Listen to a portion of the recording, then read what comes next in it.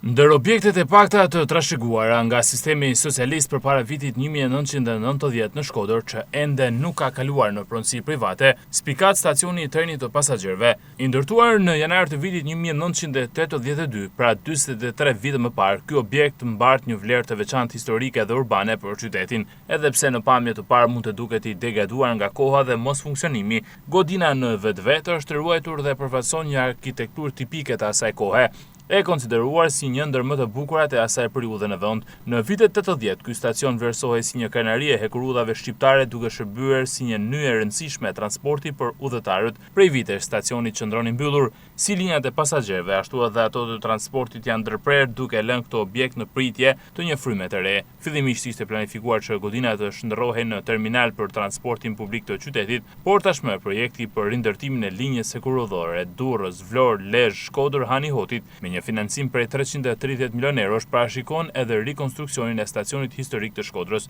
Ky objekt nuk është thjesht një ndërtesë, është një pasuri publike e qytetit me vlerë të madhe për të ardhmen e zhvillimit të transportit hekurudhor në veri të vendit. Ndryshe nga shumë godina të tjera hekurudhore në Lezhë, Shkodër e Bajs që janë zhdukur pothuajse tërësisht, stacioni i Shkodrës ka mbijetuar fal kujdesit minimal dhe strukturës së qëndrueshme, duke u ruajtur si një dëshmi e gjallë e një epoke të shkuar, gati për t'u rikthyer në funksion.